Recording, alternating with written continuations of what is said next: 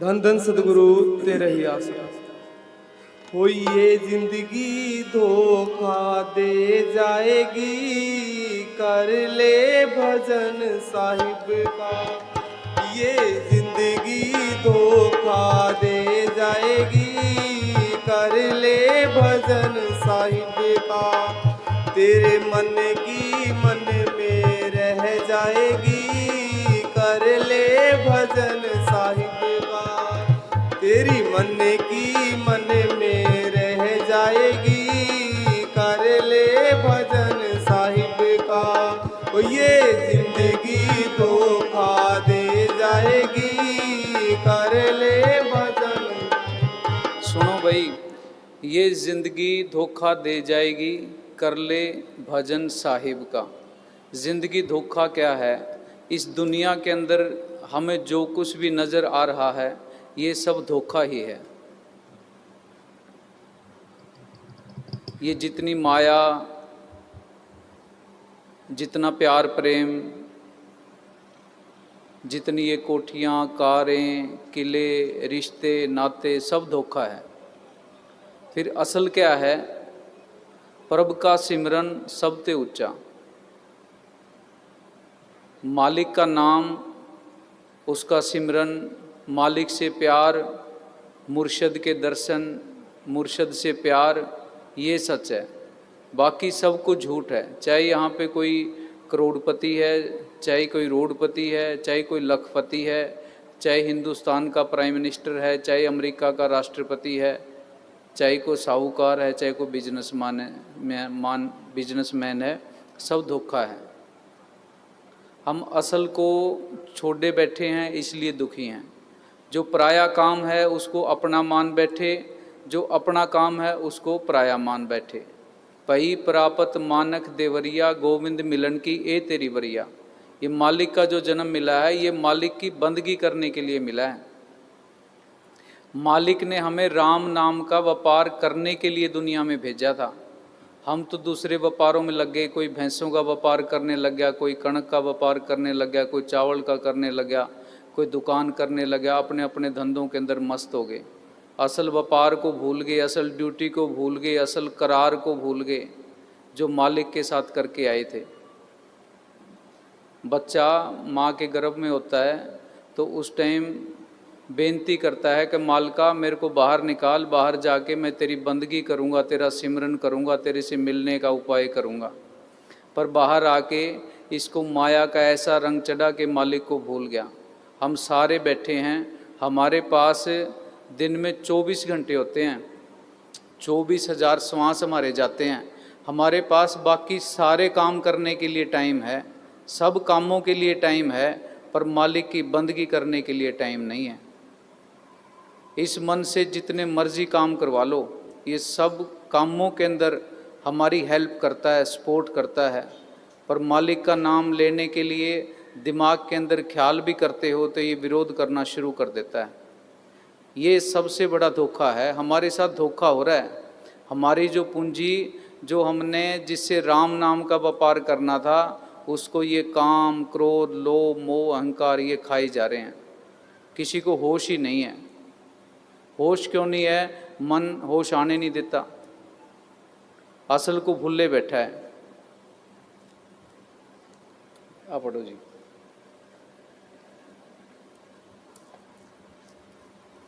जैसे गर्मी के अंदर हिरण को प्यास लगती है, रेगिस्तान के अंदर धूप जब रेत के ऊपर पड़ती है तो उसको दूर से दिखाई देता है भी वहाँ नदी बह रही है। वो वहाँ पहुँचता है मृग, फिर आगे दिखती है कि आगे नदी बह रही है, फिर वहाँ पहुँचता है। ऐसे करते, क्योंकि नदी तो बह नहीं रही होती, वो धूप रेत के ऊपर पड़ के ऐसा दिख रहा होता है। तो इसी भागम भाग के अंदर एक दिन हिरण चोला छोड़ देता है। इसी तरह हमारे साथ हो रहा है। मन कहता है कि ये काम कर ले सुख हो जाएगा, ये काम कर ले सुख हो जाएगा, ये काम कर ले सुख हो जाएगा। सुख का ये देश ही नहीं है, सुख यहाँ पे कोई है ही नहीं। फरीद साहब ने कहा है, फरीदा मैं जाना दुख मुझको दुख सवायो जग, कोठे चढ़ के वेख्या कर कर यही अग। कि मैं सारी दुनिया देख के आया हूँ, किसी के घर सुख नहीं है, किसी को कोई दुख है, किसी को कोई दुख है, किसी के बेटे कहा नहीं मानते, किसी के बेटे नशा करते हैं, किसी के बच्चे बीमार हैं, किसी का बच्चा पढ़ाई नहीं कर रहा, किसी का बिजनेस सही नहीं चल रहा, व्यापार सही नहीं चल रहा, कोई पड़ोसियों से दुखी है, कोई रिश्तेदारों से दुखी है। ये सुख का देश ही नहीं है। मन का नेचर, मन की प्रकृति दुखी रहने की है। ये आपको दुख ही दुख देगा, इसने आपको सुख देना ही नहीं है। एक काम कर लोगे दूसरा फिर आगे तैयार है, उसको कर लोगे फिर तीसरा फिर आगे तैयार है। छोटी कार है फिर कहेगा बड़ी कार ले ले फिर सुख हो जाएगा। ज़मीन कम है कहता 7 वाली खरीद ले फिर सुख हो जाएगा। सुख यहाँ पे है ही नहीं। सुख तो ठहराव के अंदर है, सुख तो संतुष्टि के अंदर है। हाँ जी। आदमी सोच रहा है औरत से सुख मिलेगा, औरत सोच रही है पति से सुख मिलेगा, माँ सोच रही है बच्चे बड़े होकर उसको सुख देंगे, बच्चे सोच रहे हैं। याद रखो, हम सारे यहाँ पे कर्मों के हिसाब से परिवार के अंदर इकट्ठे हुए हैं। परिवार के अंदर जिस पिछले जन्म में जिसको हमने सुख दिया है उससे यहाँ सुख मिलेगा, जिसको पिछले जन्म में दुख दिया है उससे यहाँ पे दुख मिलेगा। ये तो आने जाने का कारखाना है, कर्मा संदरा खेत है, जो बोओगे वो काटोगे। हाँ जी। बच्चे सोच रहे हैं माँ से सुख मिलेगा, लीडर सोच रहे हैं पब्लिक से सुख मिलेगा, पब्लिक सोच रही है लीडरों से सुख मिलेगा। एक दूसरे का शोषण कर रहे हैं। सुख बाहर से किसी को नहीं मिला। आज तक बाहर से किसी को सुख मिला ही नहीं। सुख तो अंदर है, शांति तो अंदर है। हम सुख की तलाश, मालिक भी अंदर है, हम सुख की तलाश, शांति की तलाश बाहर कर रहे हैं। बाहर कभी हम घूमने के लिए हिल स्टेशन पे जाते हैं, कभी कहीं और यात्राओं पे जाते हैं, भी बाहर कहीं सुख मिल जाएगा। सुख बाहर है ही नहीं। बाबा बुल्ले शाह ने कहा है, घरे गवाची चीज टिंडोरा शहर विच, फर्क नहीं दिसदा तैनू अपने गैर विच, चार छुपेरे कानू टकरां मारदा ए, जितियां हुईयां बाजियां कानू हारदा ए, वेख ले सोना हर हर दे विच वसदा ए, तेरियां ओ करतूतां वेख के हंसदा ए। वो मालिक तो हर जगह है, वो शांति, वो पीस, वो हर जगह है, वो तेरे अंदर ही है, बाहर कहीं नहीं है। अगर तू अंदर से सुखी है, अंदर से शांत है, फिर तो तू पहाड़ों पे जाएगा, वहाँ पे भी तेरे को शांति रहेगी। तू यात्राओं पे जाएगा, वहाँ पे भी शांति रहेगी। और अगर अंदर से बेचैनी है तो फिर कहीं चली जाओ, वो बेचैनी ही रहेगी। हाँ जी। सुख का चश्मा इसके अंदर है तथा अंदर की खोज कोई नहीं करता। चिंताग्रस्त व्यक्ति ना संसारिक कार्य पूरी शक्ति से कर सकता है। चिंता किस बात की करनी है? जो हमारे कर्म में लिखा है वो हमें मिलेगा, उसको कोई दुनिया की ताकत हमारे से छीन नहीं सकती। जो हमारी किस्मत में नहीं लिखा वो हमें नहीं मिलेगा, चाहे उसके लिए कितना ही जोर लगाओ। इसलिए मालिक से मालिक को ही मांगो। हम तो मालिक से दूसरी चीज़ें मांगते रहते हैं। दूसरी किसी कोई भी चीज़ आपके पास आ गई वो आपको सुख नहीं देगी। मछली होती है ना पानी के अंदर, वो मछली पकड़ने वाला मांस का टुकड़ा डाल देता है, उसको मछली को दिखता है अभी सामने मांस का टुकड़ा है। जब तक उसको मांस का टुकड़ा नहीं मिल जाता तब तक उसके लिए वो खुशी दे रहा है, उसको अच्छा लग रहा है भी मैं वहाँ पे जाऊँगी और वो मेरे को खाना मिलेगा। जैसे ही वो मांस के टुकड़े के पास पहुँचती है, वो मछली पकड़ने वाला उसके गल के अंदर कुंडी अट जाती है, वही दुख का कारण बन जाता है। इसी तरह दुनिया के अंदर जितने भी सुख के साधन हमें दिख रहे हैं ये सब सुख के साधन नहीं है। सुख अंदर है, सुख संतुष्टि में है। हमें सोचना चाहिए कि अगर हमें कह दिया जाए भी कल तुम्हें खुद मालिक तुम्हें दर्शन देगा, तुम्हें मिलने के लिए आएगा मालिक, तो हमें एक लिस्ट बनानी चाहिए भी मालिक से हम क्या मांगेंगे। जो चीज़ मांगेंगे उससे पता लगेगा कि आपकी बुद्धि कितनी है। अगर हमारे सामने मालिक सतगुरु सतपुरुष आके खड़ा हो जाए तो क्या हम उससे कार मांगेंगे या कोठी मांगेंगे या उससे धन मांगेंगे या अपनी बीमारी ठीक कराना चाहेंगे? क्या चीज़ क्या मांगेंगे? जब मालिक सामने हो तो जब मालिक के सामने आ गया तो किसी चीज़ को मांगने की नंबर एक तो इच्छा ही नहीं रह जाती। अगर फिर भी कोई चीज़ मांगता है कोई आदमी तो उस जैसा कोई मूर्ख नहीं है। जब खुद मालिक है सामने आ गया तो दुनियावी चीज़ क्या आपको कार सुख दे देगी, कोठी सुख दे देगी, परिवार सुख दे देगा? आज तक किसी को इन चीज़ों ने सुख दिया है? सुख तो मालिक के साथ रहने में, मालिक की उंगल पकड़ के चलने में है। हम मेले के अंदर बच्चे को लेके जाते हैं घुमाने के लिए, उसने बाप की उंगली पकड़ रखी होती है और मेले को वो बड़ा एंजॉय कर रहा होता है, बड़ा आनंद ले रहा होता है। उस मेले के अंदर मिठाई की दुकानें, खिलौने की दुकानें, वो झूले उसको बहुत आनंद दे रहे होते हैं, वो बड़ा खुश होता है बाप के साथ। अगर उस भीड़ के अंदर बाप की उंगली छूट जाए तो वो बच्चा रोएगा, चिल्लाएगा, वो सारी कोई भी चीज़ें उसको अच्छी नहीं लगेंगी। वो उसके सुख के साधन सारे वहीं पे मौजूद हैं पर उसको अच्छे नहीं लग रहे। क्यों अच्छे नहीं लग रहे? क्योंकि वो बाप से बिछड़ गया। इसलिए इस सुख के जितने भी साधन हैं दुनिया के अंदर हैं, पर हम मालिक से बिछड़े हुए हैं। मालिक की उंगल छोड़ दी, मुर्शद की उंगल छोड़ दी, इसलिए ये कोई भी चीज़ हमें आनंद नहीं दे रही, सुख नहीं दे रही, शांति नहीं दे रही। तो दिन में 24 घंटे होते हैं, 24 घंटे में से कम वैसे तो गुरु साहब ने कहा सांस सांस सिमरो गोविंद, एक श्वास भी खाली ना जाए, पर फिर भी घोर कलयुग है, कम से कम 2.5 घंटे मालिक के नाम की बंदगी हमें करनी चाहिए। 21.5 घंटे बच के बाकी दुनिया के काम कर लो। हाँ जी। और ना ही परमार्थ हम तो में सारे इस दुनिया के अंदर पचे पड़े हैं, उलझे पड़े हैं, दलदल के अंदर बुरी तरह फंसे पड़े हैं। होश ही नहीं है। सुबह उठते हैं, ब्रेकफास्ट करते हैं, भाग लेते हैं काम करने के लिए, जैसे वो यूक्रेन और रसिया की लड़ाई लगी हुई है, अभी पता नहीं क्या करके आएंगे। शाम को आते हैं, थके हुए आते हैं, फिर सो जाते हैं, सुबह उठ के फिर भाग लेते हैं, शाम को आके फिर सो। होश ही नहीं है भी हम इस दुनिया के अंदर कहाँ से आए हैं, कहाँ जाएंगे, किस लिए सतगुरु ने हमें भेजा है, इस बात का किसी को ध्यान ही नहीं है। जैसे शहद की एक थाल भरा पड़ा है, एक मक्खी आई, किनारे पे बैठ गई, वो शहद भी खा गई, उड़ भी गई। एक मक्खी आई, उस थाल के बीच में बैठ गई, ना तो उसके पर लिबड़ गए शहद के अंदर, ना तो वो शहद को खा सकी, ना वो उड़ सकी, पच के उस शहद के अंदर वहीं पे मर गई। तो ये सारी दुनिया का हमारा यही हाल है। इस दुनिया के अंदर पचे पड़े हैं, फंसे पड़े हैं बुरी तरह। दुनिया में रहे कैसे? दुनिया के अंदर रहे पर दुनिया से अलग रहे। जैसे पानी के जानवर होते हैं, जब पानी के अंदर रहते हैं पर जब उड़ते हैं सूखे पैरों से उड़ते हैं। दुनिया के अंदर रहो पर दुनिया से अलग रहो, इसके अंदर पचो मत, मालिक की रजा में राजी रहो। ये मालिक की फुलवाड़ी है, कर्मों के हिसाब से परिवार के अंदर इकट्ठे हुए हैं। हाँ जी। ना ही परमार्थ में तरक्की कर सकता है, चिंता स्वयं लगाया गया रोग है।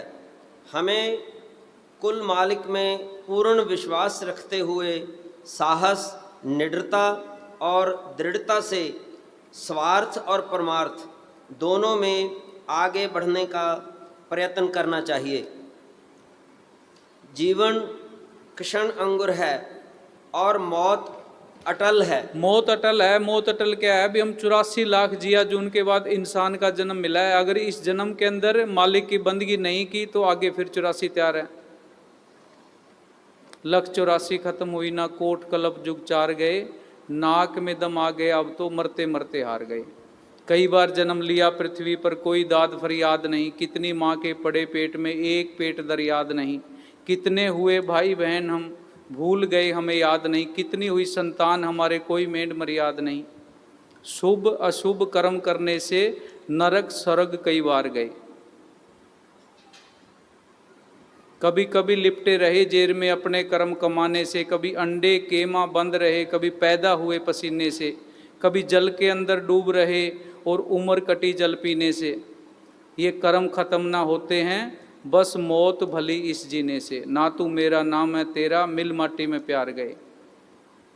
पता नहीं कितने जन्मों के बाद, कितने दुख सहन करने के बाद इंसान का जन्म मिला है। ये नर नारायणी देह है, देवी देवता इसको तरसते हैं और हम इसको झूठे कामों में, कूड़ा करकट इकट्ठा करने में लगे पड़े हैं। हाँ जी। जीवन का कोई भरोसा नहीं है, पता नहीं। जीवन का भरोसा क्या, पता ही नहीं कब मौत आ जाए, टुणक दी तार कब टूट जाए, कब मालिक के घर से बुलावा आ जाए।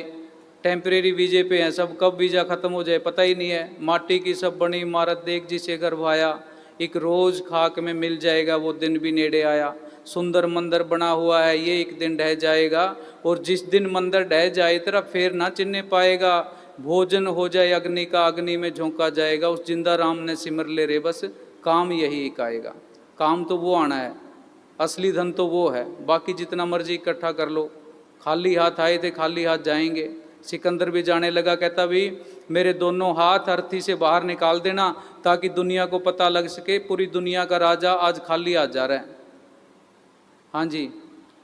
पता नहीं मौत किस समय और कहाँ आ जाए, इसलिए जीवन के मूल उद्देश्य की प्राप्ति के लिए गफलत या देर नहीं करनी चाहिए। हमें प्रभु आज से ही शुरू कर दो, जितनी चलेगी उतनी तो चलेगी। आज से शुरू कर दो भी, हमने तो मेन काम हमने सिमरन करना है, मालिक की बंदगी करनी है, इसलिए मालिक ने हमें भेजा है। हाँ जी।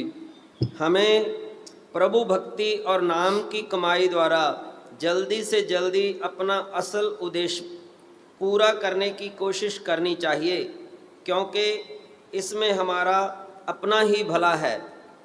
हम तो पहले किसी और का भला तब करेंगे, किसी और के साथ वफादारी तब निभाएंगे, किसी और के वफादार तब बनेंगे जब कम से कम अपने गुरु के साथ, अपने उस्ताद के साथ, अपने मुर्शद के साथ, अपने सतगुरु के साथ वफादारी करोगे। वफादारी क्या, उसके साथ करार करके आए थे भी तेरी बंदगी करूँगा, उसी को भूल गए। बाकी दुनिया में हम किसकी वफादारी करेंगे? जब मालिक के वफादार ना हुए तो दुनिया के वफादार कैसे हो जाएंगे? पहले मालिक से वफादारी करो, उसके साथ जो करार करके आए थे उसको पूरा करो।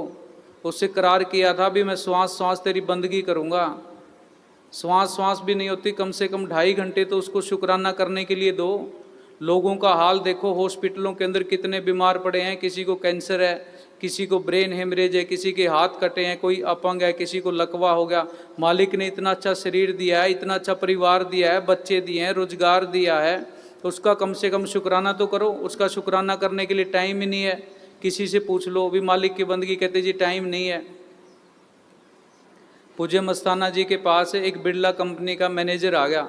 मस्ताना जी ने पूछा कि भी कौन है? कहते जी बिरला कंपनी में मैनेजर है, बहुत बड़ा आदमी है। पूज्य मस्ताना जी ने कहा भी सिमरन करता है? कहता जी मेरे को काम बहुत ज़्यादा रहता है, मेरे पास टाइम नहीं होता। कहते भी तेरे पास दुनिया के काम करने के लिए तो टाइम है, अपना काम करने के लिए टाइम ही नहीं है। कहते तू तेरी जो तनख्वाह मिलती है उसको आधी करवा ले, मालिक की बंदगी किया कर।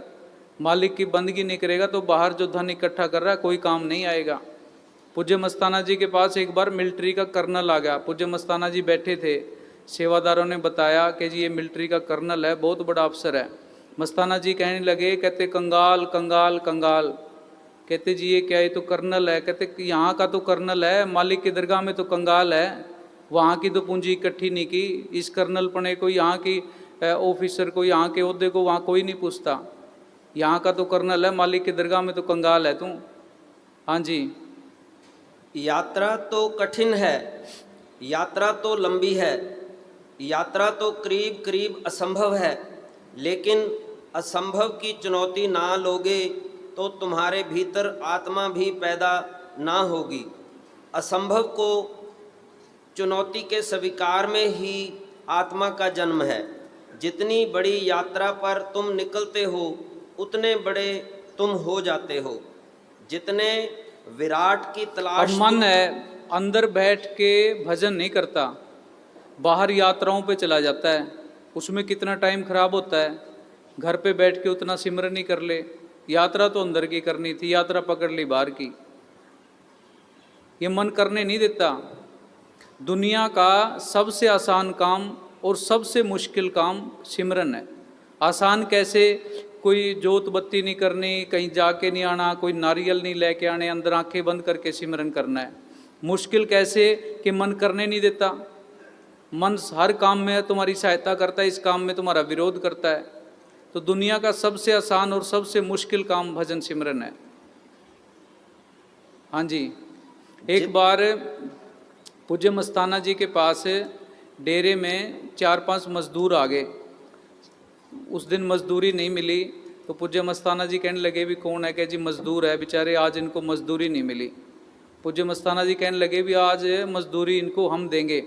तुम ऐसे करो, एक कमरे के अंदर उन सबको बिठा दिया और बाहर दरवाज़ा कर दिया बंद। कहते भी तुम्हारे से कोई काम नहीं लेते और तुम्हारे को दिहाड़ी जितनी मिलती थी उस टाइम के हम डबल दिहाड़ी देंगे।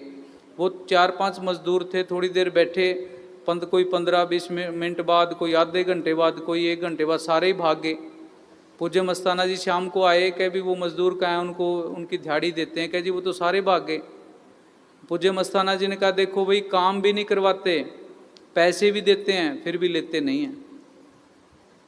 हाँ जी, जितने विराट की तलाश तुम करते हो उतने ही विराट हो जाते हो। ज़रा संभलो, जीवन का जो महान अवसर मिला है उसका थोड़ा उपयोग करो, काटो मत समय, यह बहुत मूल्य समय है। हम तो सारे बात करते हैं ना भी समय काट रहे हैं।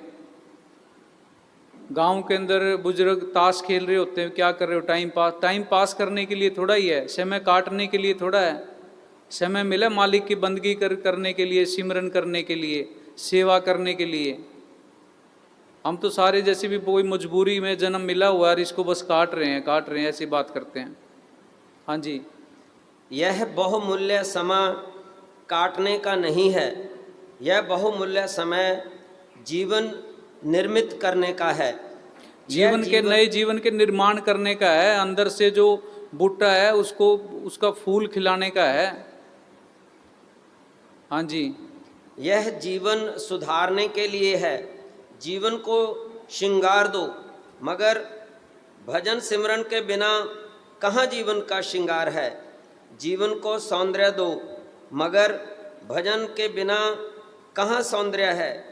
जीवन को सत्य दो, लेकिन भजन सिमरन के बिना जीवन को कोई सत्य नहीं मिला और ना ही मिल सकता है। इसलिए चिंता करनी है तो भजन सिमरन की करो।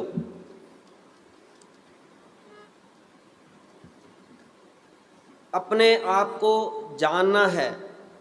एक बार यह लगन साहब ने कहा है भी know yourself and be perfect. अपने आप को पहचानो और पूर्ण बनो। जब तक इंसान अपने आप को नहीं जान पाता और अपने अंदर झांक कर उस ताकत को नहीं देखता जो इसके अंदर काम कर रही है, तब तक यह अपने आप को पूर्ण इंसान और सबसे बड़ी ताकत कहलाने का अधिकारी नहीं हो सकता। ऐ इंसान, तेरे अंदर एक अजीब खजाना है। तू सब विद्याओं का भंडार है। दोनों लोक तू खुद आप है, बल्कि तू खुद खुदा है। अगर तू वास्तव में इंसान कहलाना चाहता है तो अपने आप को पहचान। अपना आप पहचान, सोया है क्यों चादर तान, होश में आ ऐ इंसान। हाँ जी, एक बार यह लगन लग जानी चाहिए। केवल कहने, पढ़ने या सुनने मात्र से यह बात बनने वाली नहीं। एक बार अगर लगन लग गई फिर पूरी दुनिया ये सब कूड़ नजर आने लग जाएगी। कूड़ राजा, कूड़ प्रजा, कूड़ सब संसार। बादशाह इब्राहिम 12 साल तक कबीर साहब जी की शरण में रहा। फिर कबीर साहब ने उनको दात बख्शी, अंदर से मालिक का नाम बख्शा, अंदर मालिक प्रगट हो गया। फिर एक साधु का भेष धार करके एक दिन दजला नदी के किनारे गोदड़ी सीरा था। उसका जो वजीर था जिसको वो राज दे के गया था, वो शिकार खेलता खेलता उस नदी के पास आया। बादशाह इब्राहिम की दाढ़ी बड़ी हुई थी, फ़कीरी भेष था, तो उसने देखा, पहचान लिया भी ये राजा, ये तो बादशाह इब्राहिम है। बादशाह इब्राहिम को बेनती की कि हे बादशाह, कितना अच्छा हो कि आप तो राज करो और मैं आपका वज़ीर बन के आपके साथ रहूं, आपका काम देखूं।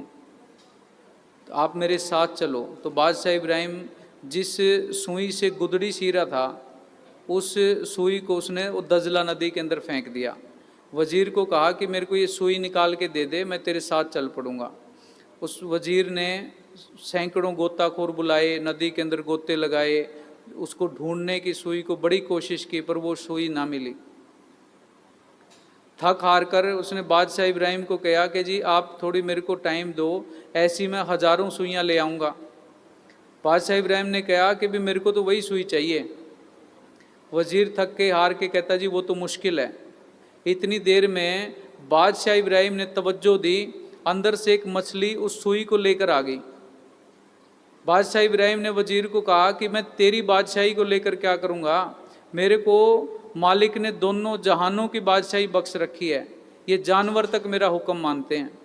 तो अंदर जब मालिक आ जाता है, अंदर परमात्मा से बात हो जाती है, तो फिर पूरी दुनिया जो हमें बड़ी शोभायमान मालूम होती है, बड़ी अच्छी मालूम होती है, ये बिल्कुल ही कूड़ नजर आती है। हाँ जी। मन में एक तड़प सी उत्पन्न हो जाए कि संसार का बनकर तो असंख्य दुख पाकर देख ही लिया। तड़प ऐसे नहीं, तड़प उसकी कृपा से उत्पन्न होती है। तड़प उत्पन्न हुई मीरा को, तड़प उत्पन्न हुई महात्मा बुद्ध को, महावीर को, पलटू साहब को, दादू को, कबीर साहब को, रविदास को। जब अंदर तड़प ही पैदा होगी तो फिर मालिक भी दरवाज़ा, जब कोई दरवाजे को खटखटाता रहता है तो खोलने वाला अंदर से जरूर आता है। हम दरवाज़ा ही नहीं खटखटाते, हम तो सोचते हैं भी सोए रहें और अपने आप काम बन जाए। हाँ जी। चारों ओर मन लगाया लेकिन कहीं से कुछ हाथ नहीं लगा। अब तो अपने ही भीतर गहरा उतरना है, भीतर ही गोता लगाना है, अपने आप में ही खो जाना है। सबका बन के देखा मगर अपना नहीं, यही अपने लिए कोई सोचता नहीं, प्राय कामों को अपना समझ रखा है। सारी दिन काम करता है, भागता रहता है, भी मैं तो अपना काम नहीं है। अपना काम तो मालिक की बंदगी है। राम नाम का धन इकट्ठा करना है। इस दुनिया के अंदर जिसके पास 4 पैसे हैं, जिसकी जेब पैसों से भरी हुई है, समाज उसकी इज्जत करता है, दुनिया उसकी इज्जत करती है। वहाँ मालिक की दरगाह के अंदर भी जिसके पास राम नाम का धन की पूंजी है उसकी कदर होएगी। अगर राम नाम की पूंजी नहीं है तो कंगाल को वहाँ पे भी कोई नहीं पूछता। हाँ जी। यही भूल थी जिसकी इतनी बड़ी कीमत चुकानी पड़ी। अब तो बस अपने आप को ही जानना है, एकमात्र अपने को। यह भाव मन में दृढ़ हुआ कि समझो अब कल्याण ही कल्याण है। अब जीवन रूपी गाड़ी अपनी लाइन पर आ गई है और शुरू हुआ भीतर का अनोखा लेकिन अत्यंत सुखद सफ़र। इस प्रकार में अपनी सर्वोच्चम एवं अंतिम मंजिल की ओर अग्रसर होने में, अपनी मंजिल है क्या? हमने मौत को जीतना है, जिसका डर भय हमारे दिमाग में रहता है। जिंदा मरना है, हमारी मंजिल वही है। मंजिल तो हमारी मौत ही है, एक दिन सबको लेके जाएगी। उसके बारे में सोचना, उसका इंतजाम करना है। जिंदा मरना है, मरने से पहले मरना सीखना है। हाँ जी। हो सकता है कि मन आरंभ में कुछ बहानेबाजियां करे। जब हम सिमरन शुरू करते हैं तो स्टार्टिंग के अंदर मन जैसे मन का बच्चे की तरह है। बच्चा जैसे भागता है, हम बच्चे को स्कूल भेजते हैं, स्टार्टिंग में तो जाना ही नहीं चाहता, फिर कई बार कैदे फाड़ के आता है, लंच बॉक्स लंच खा के आ जाता है, धीरे धीरे बैठना शुरू कर देता है, फिर पढ़ना शुरू कर देता है, BA कर जाता है। इसी तरह मन शुरू के अंदर ज़्यादा विरोध करता है। धीरे धीरे करते रहोगे, करत अभ्यास के ना धीरे धीरे काम बन जाता है। थोड़ा थोड़ा भी करोगे, एक दिन बहुत सारा इकट्ठा हो जाएगा। हाँ जी। कुछ कठिनाइयाँ पैदा करे, अड़ियल घोड़े की तरह यत्र तत्र भटकने का प्रयास करे। अतः शुरू में एक चाबुक हाथ में रखना होगा। चाबुक कोई और नहीं, विवेक का विचारों का हो। जब भी मन अपने को छोड़कर कहीं बाहर जाने लगे, तत्काल यह चाबुक लगा दो। किस तरफ देखता है, तू जा रहा है किधर है, भीतर का यह रास्ता भीतर ही देख, अपने भीतर ही सुख का स्रोत है। यह विचार करे कि मन बाहर जाता ही क्यों है, जब भीतर ही सुख का स्रोत है, भीतर ही अमृत का झरना है, फिर अपने को छोड़कर इसका बाहर जाना। बस कर, बोल भाई। जोड़ जोड़ जोरा की माया, जोड़ जोड़ जोरा की माया, जिसको देख देख भर माया, जिसको देख देख भर माया, तो पानी जैसे बह जाएगी, कर ले भजन साईं। ये माया बाहर यहीं रह जाएगी, साथ नहीं जानी। इसलिए कहते भी सिमरन करो। सिमरन करें कैसे? हम तो सारे शरीर के प्रेम में कैद हैं, शरीर के बारे में, शरीर को तकलीफ ही नहीं दे सकते। आए पढ़ो जी।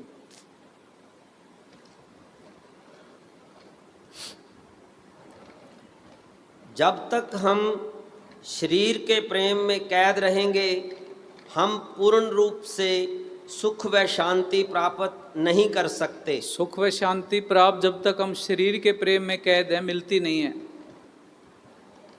हाँ जी। जब तक हमारा इस देह से समन्वय है, हम कभी सुख नहीं पा सकते। तन धर सुखिया कोई ना देखा, जो देखा सो दुखिया रे। दिल या मन से शरीर के साथ लगाव रखने का नाम बंधन है, और उससे बंधन तोड़ने का नाम मुक्ति है। जब लग आस शरीर की। हम तो कह रहे हैं ना कि भी 1947 के अंदर भारत आज़ाद हो गया। आज़ाद नहीं, हम तो सारे गुलाम हैं विषय विकारों के, काम क्रोध लोभ मोह अहंकार के, इन सारों के गुलाम ही हैं हम, आज़ाद नहीं हुए। हाँ जी। हाफिज साहब फरमाते हैं कि प्रियतम के चेहरे पर तेरे तन की धूल या पर्दा ही आड़ बना हुआ है। मालिक के बीच में ये शरीर का और मन का ये दो पर्दे यही हैं। अगर इनको आप ठीक कर लो तो मालिक दूर नहीं, अंदर ही है। मालिक दूर थोड़ा ही है। ऐसे नहीं भी वो कोई आकाश में बैठा है या कहीं पहाड़ों पे बैठा है, नहीं, हमारे अंदर ही है वो। हाँ जी। अतः वह दिन कितना भाग्यशाली होगा जब यह पर्दा हट जाएगा। सबसे बड़ी मूर्खता यह है कि हम शरीर का प्रेम नहीं छोड़ते। शरीर का प्रेम छोड़ते नहीं, हम सोचते हैं कि भाई सोए भी रहें, बढ़िया खाएं पिएं, मस्ती करें और मालिक के दर्शन भी हो जाएं। ऐसा नहीं होता, उसके लिए कुर्बानी देनी पड़ती है। हाँ जी। जिस शरीर ने फना हो जाना है, मिट जाना है, उससे प्रेम ना करें। शरीर ने तो एक दिन खत्म हो जाना, इसकी चिंता किस लिए करनी है? इसको जितना मर्जी संभाल के रख लो, आखिर एक दिन इसने तो चले जाना है, खत्म हो जाना, लकड़ियों में जल जाना है। तो इससे से ज़्यादा जितना हो सके ज़्यादा से ज़्यादा घर में काम करो, सेवा करो और सिमरन करो। हाँ जी। जब तक तन का मोह समाप्त नहीं होता, तब तक आत्मा शरीर को छोड़कर आंतरिक मंडलों की तरफ चढ़ाई नहीं कर सकती और शब्द से समन्वय नहीं पढ़ सकता। गुरु अमरदास जी फरमाते हैं कि ए भाई, अपने मन को समझा कि तू आलस करता है, यह तन झूठा है, समय पूरा होने पर नष्ट हो जाएगा। इसका प्यार छोड़, जिंदगी वही सफल है जो सतगुरु की सेवा और भक्ति में लगे। जिंदगी वही सफल है जो सतगुरु की सेवा व सिमरन में लगा ली जाए। नहीं तो पशुओं की तरह, जानवरों की तरह आए और अपना खा पी के और अपना वे पूरा करके अपना चले गए, आगे फिर 84 तैयार है। ये जब तक कई जन्मों की भक्ति नहीं होती ना, पूज्य मनीष साहब जी फरमाते होते थे कि कम से कम 10 जन्मों की भक्ति नहीं होती तब तक तो पूर्ण फकीरों के दरबार में आदमी आ नहीं सकता। जब तक 15 जन्मों की भक्ति ना हो पूर्ण फकीर के दर्शन नहीं होते। जब तक 15 जन्मों से ज़्यादा भक्ति ना हो पूर्ण फकीर से नाम नहीं मिलता। फकीर इस दुनिया के अंदर भीड़ इकट्ठी करने के लिए नहीं आते। कल एक सत्संगी कह रहा था जी, संगत कमाने लग गई। भीड़ इकट्ठी नहीं करनी, पढ़ने वाले बच्चे होने चाहिए, छोटा परिवार सुखी परिवार। पब्लिक इकट्ठी करके क्या करना है? वोटों में खड़े होना है, वोट डलवाने हैं, दुनिया को दिखाना है कि हमारे पास इतनी पब्लिक आ रही है। अधिकारी जीव फकीर अपना अपना कोटा लेके आते हैं, उतनी जीवों को उतनों को ही नाम देना है, उतनों को ही लेके जाना है। तो इस बात की ये चिंता नहीं करनी चाहिए सत्संगियों को कि भी संगत कम होगी, उधर जाने लगी। उधर 140 करोड़ लोग रहते हैं हिंदुस्तान के अंदर और कितने हजार कितने लाखों डेरे हैं। हर बंदा आज़ाद है, वो जहाँ उसका दिल करता है वहाँ जा सकता है। तो ज़्यादा भीड़ की ये नहीं, फकीर यहाँ पे भीड़ इकट्ठी करने के लिए नहीं आते, डेरे बनाने के लिए नहीं आते। वे जगह जगह संस्थाएं खोल दो, डेरे बना लो, नहीं, उन्होंने तो मालिक की बंदगी करवानी है। हाँ जी। सतगुरु सारे जगत का मालिक तुम्हारे अंदर बैठा है, तुम्हारे भीतर कोई कमी नहीं, सब भरा पूरा है, सब परिपूर्ण है, घड़ा भरा है।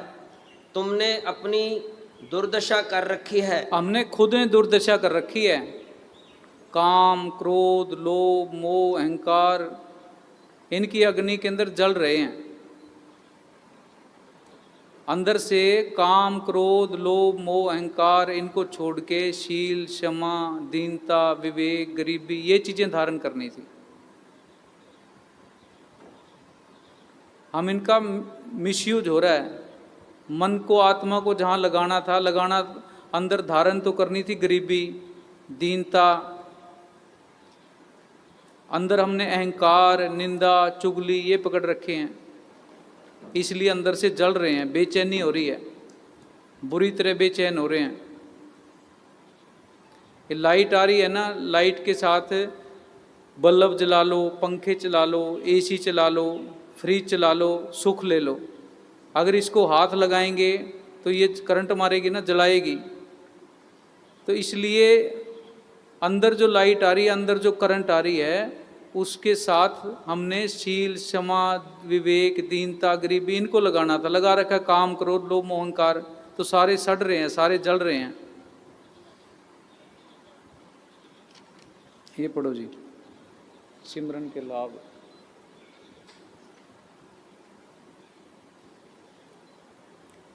कबीर साहिब फरमाते हैं कि सच्चे सिमरन के करने से दुखों और भ्रमों का नाश होता है, सुख की प्राप्ति होती है, जीव मालिक में समा जाता है।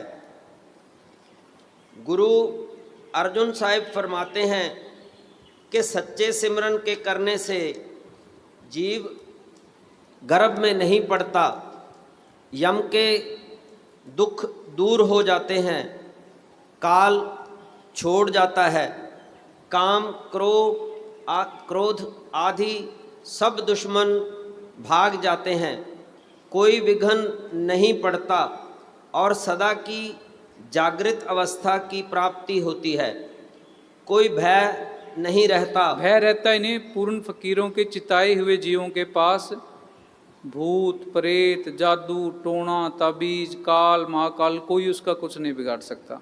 अंदर से भय रहता ही नहीं। हाँ जी। सब दुख, क्लेश और चिंताएं मिट जाती हैं। ऐसा सिमरन केवल सच्चे साधु के संग से मिलता है जो यह गुण रखता है। सब रिद्धियाँ, सिद्धियाँ और नौनिधियाँ प्रकट होती हैं। ये रिद्धियाँ सिद्धियाँ ये तो पहली स्टेज पे मिल जाती हैं। अंदर जाए नए नए तजुर्बे होते हैं। अंदर की यात्रा करे तो सही, सब कुछ अंदर है, बाहर कुछ भी नहीं है। अंदर से जैसे हम डॉक्टरी की किताबें पढ़ते हैं तो अंदर से जो डॉक्टरी है वो प्रकट हो जाती है। लॉ की किताब पढ़ते हैं, अंदर से जो वकालत है वो निकल आती है। म्यूजिक की किताबें पढ़ते हैं, अंदर से जो म्यूजिक है कि अंदर सारा भंडार है वो बाहर निकलना शुरू हो जाता है। बाहर कुश्ती करने वाले उनका कोच सिखाता है, अंदर से वो दाव पेच वो सारे प्रकट हो जाते हैं। योगा वाले सिखाते हैं, वो चीज़ प्रकट हो जाती है। सब कुछ इंसान के अंदर है। अगर हम मालिक को प्रकट करने की कोशिश करेंगे सही उस्ताद के पास जाकर तो वो भी प्रकट हो जाएगा। बाहर कुछ है ही नहीं, सब कुछ अंदर है। हाँ जी। सच्चा ज्ञान और ध्यान प्राप्त होता है, बुद्धि निर्मल होती है, सब किस्म के जप तप और पूजाएं अपने आप बन जाती हैं। सिमरन के अंदर, मेडिटेशन के अंदर सब कुछ ही आ जाता है। बाहर फिर किसी की पूजा कुछ करने की जरूरत ही नहीं रहती। जिसकी यारी प्राइम मिनिस्टर के साथ है उसको नीचे किसी के और के साथ यारी रखने की जरूरत है? तो जब तुम्हारी यारी सतगुरु के साथ होगी, नीचे जप तप पूजा पाठ, ये बाहर हरिद्वार जाना, गंगा नहा के आना, सब कुछ इसके अंदर ही आ जाता है। जैसे कहते हैं ना हाथी के पैर में सब कुछ आ जाता है, तो इसमें सब कुछ ही आ जाता है। हाँ जी। दुई मिट जाती है, 68 तीर्थ स्नान का फल मिलता है और मालिक की दरगाह में मान मिलता है।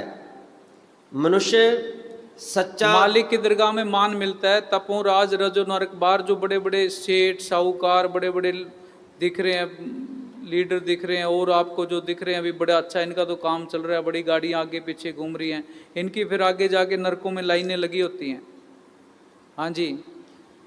मनुष्य सच्चा धनवंत बन जाता है, सच्ची पत अर्थात इज्जत प्राप्त होती है। सच्ची पथ क्या इज्जत? यहाँ पे भी इज्जत है, मालिक की दरगाह में भी इज्जत है। यहाँ भी बल्ले बल्ले, आगे भी बल्ले बल्ले है। तुम जाओगे देवी देवता तक फूल बरसाएंगे, भी संतों की चिताई हुई रूह आ रही है। हाँ जी।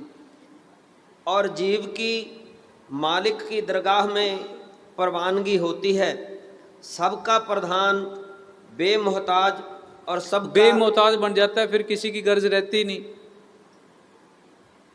पूज्य वकील साहब जी फरमाते थे, कहते भी संगत पे भरोसा करते हैं, सतगुरु पे भरोसा नहीं करते।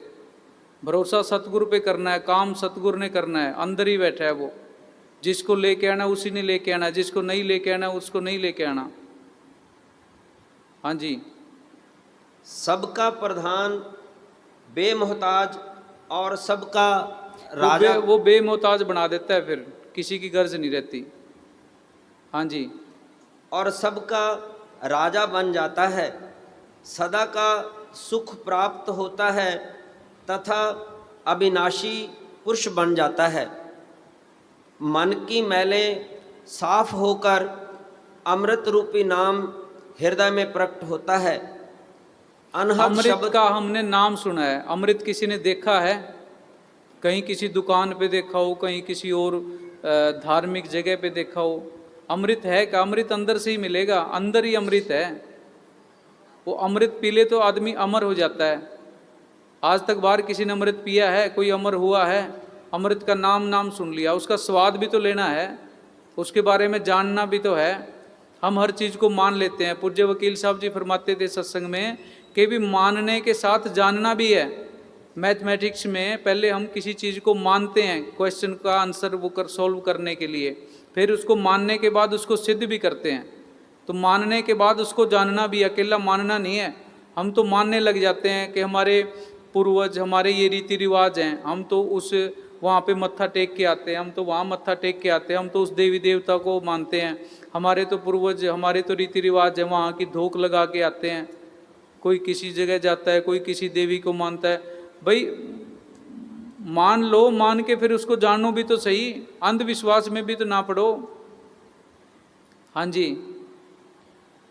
अनहद शब्द सुनाई देने लगता है और मालिक की नज़दीकी प्रतीत होने लगती है। गुरु तेग बहादुर साहिब फरमाते हैं कि जिस घट में हर समय मालिक का सच्चा सिमरन है, उसको ज़रूर मुक्ति मिलती है। उसमें और मालिक में कोई अंतर नहीं होता। कोई अंतर रहता ही नहीं है। जब मालिक का रूप बन गया, मालिक के साथ मिल गया, फिर वो मालिक आप ही बन गया। हाँ जी, वह मालिक का रूप बन जाता है। यह बात बिल्कुल सही है। सिमरन करने वाला पुरुष ही सच्चा परोपकारी है। परोपकार क्या, हम कहते हैं भी हम परोपकार कर रहे हैं, अंदर तो आग लगी पड़ी है। किसी भी परोपकार क्या करेंगे? बाहर जो परोपकार कर रहे हैं हम तो मान बढ़ाई के लिए कर रहे हैं। असली परोपकार फकीर करते हैं, वो हमारी आत्मा को परमात्मा के साथ जोड़ते हैं, हमें बार बार संबोधित करते हैं, हमें ये हाथ जोड़ के आओ मेरे राजा, आओ मेरे दाता, कहते हैं भी तुम सिमरन करो, मालिक की बंदगी करो, मालिक के साथ जुड़ो। असली परोपकार तो फकीर करते हैं। परोपकार तुम तब करोगे, पहले अपने आप के ऊपर दया करो, पहले अपने साथ परोपकार, अपना परोपकार करो। अंदर जो आत्मा उसको जगाओ, आत्मा को परमात्मा के साथ जोड़ो। हाँ जी, जो लोग सिमरन नहीं करते और अपने ही कल्याण से बेमुख हैं, वे दूसरों का क्या कल्याण कर सकेंगे? जो अपना कल्याण, अपने अंदर ही आग लगी पड़ी है, दूसरे की आग क्या बुझाएंगे? खुद ही निंदा चुगली में, अहंकार में, काम क्रोध में जल रहे हैं, दूसरे का क्या दूर करेंगे? हाँ जी, जो अपना कल्याण कर सकते हैं उन्हीं से दूसरों का भी कल्याण होना संभव है। सच्चा सिमरन या गुरुमंत्र के बारे में दादू साहब फरमाते हैं कि यह मंत्र गुप्त भाषा योग्य है, जो सिर्फ उत्तम जिज्ञासुओं को ही मिलता है। उत्तम जिज्ञासुओं को मिलता है, आम आदमी को नहीं मिलता। जिसके पुराने जन्मों के लेख होते हैं, जन नानक कोटन में को जो भजन राम को पावै, करोड़ों चों एक नू मिलता है। एक बार पूज्य सावन सिंह जी सच्चे पातशाह ब्यास डेरे के अंदर सत्संग कर रहे थे। महाराज जी ने लाइन बोली, जन नानक कोटन में को जो भजन राम को पावै, भी करोड़ों चों एक नू मिलता है। तो एक सत्संगी उठकर जाने लगा, जी फिर हमारा तो बैठने का कोई फायदा नहीं, वे तो करोड़ों में से एक को मिलेगा नाम। तो सच्चे पातशाह कहने लगे, भी बैठ जा, तेरे को नहीं पता भी करोड़ों में से जो रूहें आई हैं इनको छांट छांट कर लेके आए हैं। पूर्ण फकीरों का संग, पूर्ण फकीरों के दर्शन, कई जन्मों की भक्ति होती है तो मिलता है। हाँ जी, यह मंत्र जन्म मरण के फंदे काट कर अमर कर देता है। दो चित्ती की हालत मिटाकर सदा एक रस हालत में रहने वाला बना देता है। सबसे निर्भय कर देता है और राम बना देता है। अर्थात जिस तरह लकड़ी में आग रमी होती है, उसी तरह आत्मा को सब जगह अब लकड़ी के अंदर आग है, दिखती तो नहीं है ना। पुराने ज़माने में लकड़ी के साथ लकड़ी घिसाते थे, उससे आग जलाते थे।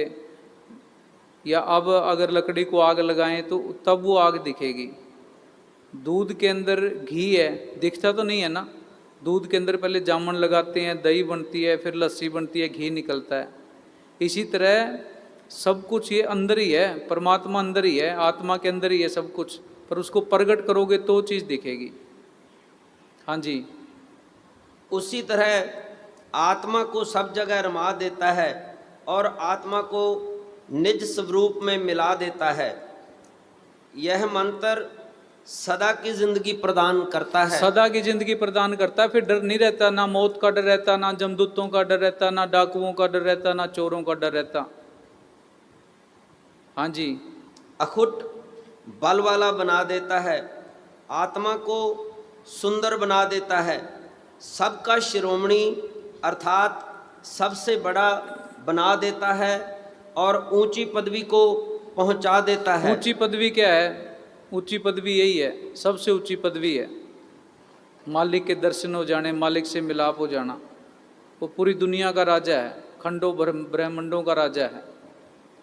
हाँ जी, निर्मल और पाक कर देता है और निरंकार की प्राप्ति करा देता है। उसको जपने वाला अलख यानी किसी के लखने से परे हो जाता किसी के है। लखने से परे हो जाता है।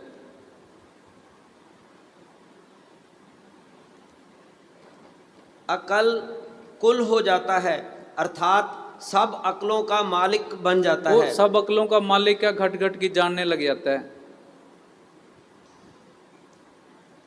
ये ज़रूरी नहीं होता कि भी बहुत सारी रूहें ऐसी होती हैं जो सत्संग में आती हैं, अंदर पर्दा खुला होता है। ये ज़रूरी नहीं होता कि हर आदमी का जिसका पर्दा खुल गया उसको नाम देने का हुक्म हो, सत्संग करने का हुक्म हो। पूज्य सावन सिंह जी महाराज सच्चे पातशाह एक बारी जा रहे थे, कहीं रेलवे स्टेशन पे उतरे, उनके साथ सेवादार साथ थे, आगे एक फ़कीर बैठा था। सच्चे पातशाह ने उसको सलाम किया, उसने भी सलाम किया, आगे चल दिए। तो साथ वाले सेवादार पूछने लगे भी महाराज जी ये कौन थे, तो हमने तो कभी इनको देखा नहीं। तो सच्चे पातशाह जी कहने लगे, कहते भी ये साधु है, अंदर जाता है, मालिक से मिलाप होता है, मालिक के दर्शन करता है। कहते जी फिर ये सत्संग क्यों नहीं करता, नामदान क्यों नहीं देता? कहते भी इसको मालिक का हुक्म नहीं है। तो बहुत सारी रूहें सत्संग के अंदर ऐसी आती हैं जो मालिक के दर्शन करती हैं, लेकिन वो अपने आप को प्रकट नहीं करती। सच्चे पातशाह सावन सिंह जी महाराज कहते थे कि भी समुंदर पी ले पर होठ गिले ना हो, इतना तकड़ा हाजमा होना चाहिए।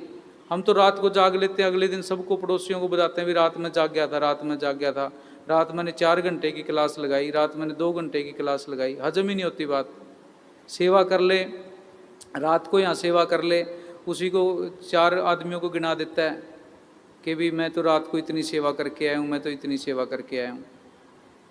हाँ जी। उसकी तह तक कोई नहीं पहुंच सकता, उसका कोई पार नहीं पा सकता, अर्थात ऐसी जगह पहुंच जाता है जहां कोई नहीं पहुंच सकता, उसका कोई अंत नहीं पा सकता और वह कुल का स्वामी बन जाता है, सारी दुनिया का मालिक बन जाता है। आगे भी पढ़ो। नूर पैदा करता है। यह मंत्र आत्मा के अंदर नूर पैदा करता है, इसके तेज को बढ़ाता है। फकीरों का जो चेहरा है, उनके जब हम दर्शन करते हैं सारी दुनिया से अलग होता है। और सिमरन करते हैं, सिमरन करने से अंदर से नूर पैदा होता है। इसके अंदर ज्योति को प्रकट करता है और अंदर पूज्य वकील साहब जी जब हॉस्पिटल में दाखिल थे तो लास्ट टाइम तक भी कमजोरी आ गई थी, लेकिन उनके चेहरे के ऊपर जो नूर था, उनके चेहरे के ऊपर जो चमक थी, तो डॉक्टर भी इस बात से हैरान थे। कहते भी हम ब्लड रिपोर्टों को देखें तो इनका हम इलाज ना करें, हम घर भेज दें। अगर इनकी जगह कोई और मरीज होता तो हम अभी तक घर भेज चुके होते। पर इनके अंदर एनर्जी इतनी ज़्यादा है, इनके फेस के अंदर ऊपर चमक, इनके कहीं लग ही नहीं रहा भी ये बीमार हैं। इनके फेस को देख के, इनकी एनर्जी को देख के, इनकी विल पावर को देख के हम इनका इलाज कर रहे हैं। तो अंदर से वो ताकत जब प्रकट हो जाती है तो सारी दुनिया को वो दिखती है। उनके चेहरे के ऊपर नूर वो जो अंदर से पैदा होता है वो उनको पूरी दुनिया से अलग करता है। हाँ जी। सभी स्थानों पर सहायता करता हुआ परम धाम। सभी स्थानों पर सहायता क्या है? जैसे हम जंगल में गए हों, रास्ता भूल जाएं, कौन सहायता करेगा? जंगल में गए हैं, डाकू पीछे लग जाएं, कौन सहायता करेगा? वो सतगुरु शब्द रूप में आके हर जगह मदद करता है। हाँ जी। सभी स्थानों पर सहायता करता हुआ परम धाम पहुंचा देता है। सतगुरु के हुक्म का दीक्षा रूपी उपदेश ऐसी शक्ति रखता है। संतों का बताया हुआ नाम, उसके अंदर ये पावर है जो ये काम करेगा, बाहर नहीं। बाकी बाहर वो पानी के इंजेक्शन है। संतों का बताया हुआ जो नाम, पूर्ण संतों के चिताए हुए जीव, उनके साथ ये होता है। हाँ जी, बोल भी तुम बोल।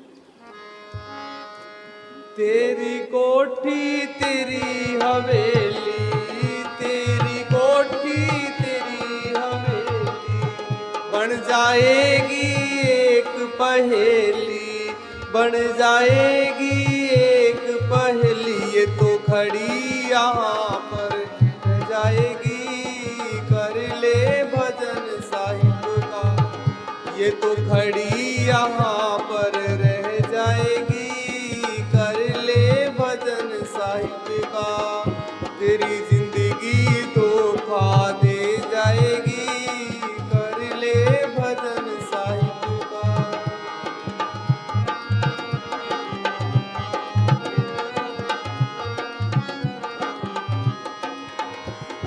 सदा रहे ना यौवन काया, सदा रहे ना यौवन काया, माटी की ये तेरी काया, माटी की ये तेरी काया, पल दो पल में ढह जाए। पल दो पल में क्या, आखिर टाइम आएगा, मौत आएगी इस शरीर को, इसको सब कुछ खत्म हो जाना।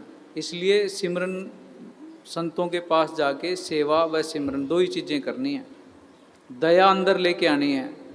जब तक हमारे अंदर दया ही नहीं है तब तक हम फकीरी लाइन के अंदर, सत्संग वाली लाइन के अंदर जाने का हमारा कोई फायदा नहीं है। धर्म के नाम पर लड़ाई, धर्म के डेरों के नाम पर लड़ाई, निंदा चुगली, इन सारी बीमारियों से बचना है। ये पढ़ो जी।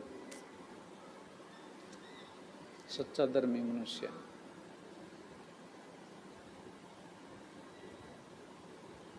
एक सच्चा धर्मी मनुष्य बदला लेने की भावना से अपने हृदय को खराब नहीं करता और क्षमा की ढाल लेकर द्वेष की तलवार के प्रभाव से अपने आप को बचाए रखता है। माफ़ करने से जो खुशी, शांति और दिल की स्थिरता उसको प्राप्त होती है वह कथन से बाहर है।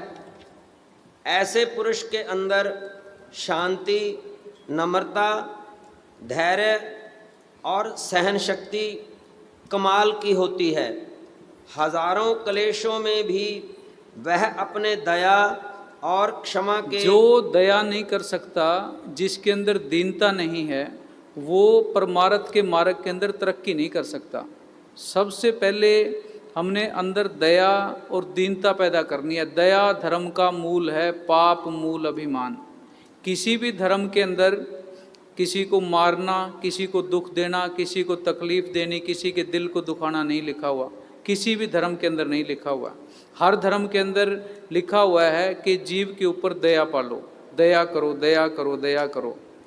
धर्म के ठेकेदारों ने क्या बना रखा है भी, अगर कोई धर्म की बेअदबी कर दे तो उसका गला काट दो।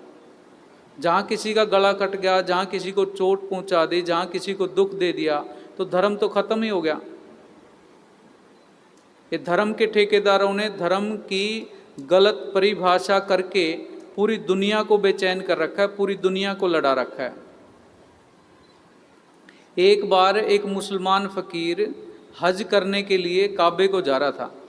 जब वो जंगल में से गुजर रहा था, रास्ते में उसको एक कुत्ता दिखा। उसके गाड़ी के नीचे आने से चारों पैर कट गए थे। वो बेचारा तड़प रहा था, रो रहा था, अकेला पड़ा था। उस फकीर ने सोचा, जो हज पे जा रहा था, कि भी मैं इसको उठा लूँ। उसके दिमाग में फिर ख्याल आया कि तू काबे पे हज के लिए जा रहा है, इसको जानवर को कहाँ उठाए फिरेगा, गंदा ये हुआ पड़ा, खूनम खून हो रहा था वो। पर उसके अंदर से दया थी, उस दया ने हिलोर मारी, उसकी दया ने उसको रोका, उसकी आत्मा ने उसको रोका। उसने उस कुत्ते को उठाया जिसके चारों पैर कटे पड़े थे, जंगल के अंदर एक कुएं के पास ले गया। कुएं के पास जाने के बाद फिर वहाँ पे बाल्टी नहीं थी। उसने पत्ते, बड़े बड़े पेड़ के पत्ते लिए, अपने सिर के पगड़ी उतारी, पत्तों के साथ बांधी, फिर भी पानी तक नहीं पहुँची। फिर उसने अपना कमीज निकाला, उसको बांधा, फिर भी वहाँ तक पानी तक वो नहीं पहुँचा। फिर उसने अपना जो पजामा था वो भी उतार दिया, नीचे से उसने पानी निकाला। पानी निकाल के उस कुत्ते के सारे वो पैर धोए। पैर धोने के बाद उसको पानी पिलाया। उस कुत्ते को थोड़ा होश आ गया, वो थोड़ा ठीक हो गया। फिर उस कुत्ते को उठाया। रास्ते में एक मस्जिद थी, उस मस्जिद के मुल्ला को कहा भी मैं इसको आपके पास छोड़ रहा हूँ, आप इसका ध्यान रखना, मैं हज करने के लिए जा रहा हूँ, जब मैं वापस आऊँगा तो मैं इसको उठा के ले जाऊँगा। तो उसी टाइम आकाशवाणी हुई भी, तूने मेरे एक जीव की जान बचाई है, तेरा हज कबूल है, चाहे तू हज करने के लिए जा या ना जा। तो ऐसे हज कबूल होते हैं। अंदर तो दीनता नहीं है, अंदर तो निम्रता नहीं है, अंदर से गुस्से से भरे पड़े हैं, अहंकार से भरे पड़े हैं, मालिक प्रगट कैसे होएगा?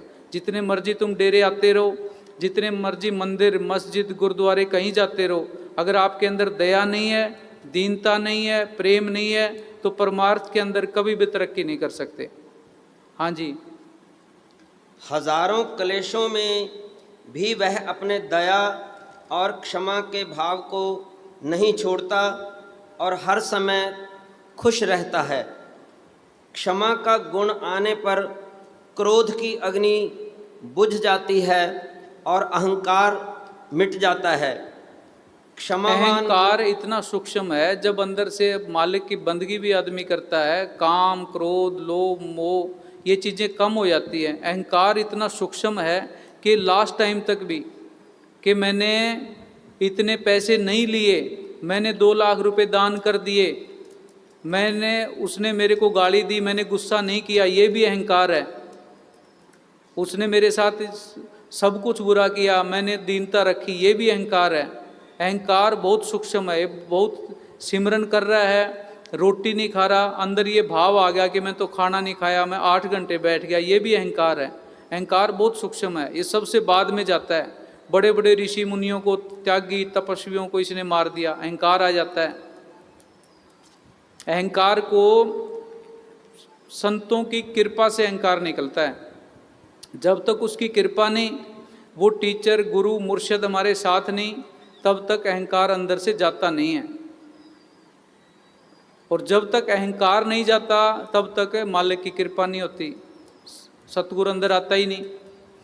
महाभारत के अंदर जब पाप बहुत हो गया तो पांडवों ने, श्री कृष्ण भगवान ने आपस में सलाह की कि एक यज्ञ करो, अश्वमेध यज्ञ करो, जिससे जो पाप किया हुआ है वो कम हो जाएगा। तो उन्होंने अश्वमेध यज्ञ रख लिया। सारे देश के साधु, संत, ऋषि जितने भी थे, गुरु, सबको बुलाया खाने पे, सारी गरीब जनता को बुलाया। एक आकाश के अंदर एक घंटा बांध दिया। श्री कृष्ण भगवान ने कहा भी जब ये अश्वमेध यज्ञ पूरा हो जाएगा तो आकाश में जो घंटा बांधा है वो बच जाएगा। सब ने खाना खाया, ऋषि मुनियों ने खाया, धार्मिक गुरुओं ने खाया, मौलवियों ने खाया, बच्चों ने, गरीबों ने, सब ने खाना खा लिया, पर वो घंटा ना बजा। उसके बाद पांडवों ने बेनती की श्री कृष्ण भगवान को कि जी आप भी खाना खाओ, क्या पता आप इसलिए घंटा ना बजाओ। तो श्री कृष्ण भगवान ने भी खाना खाया, उसके बाद भी वो घंटा ना बजा।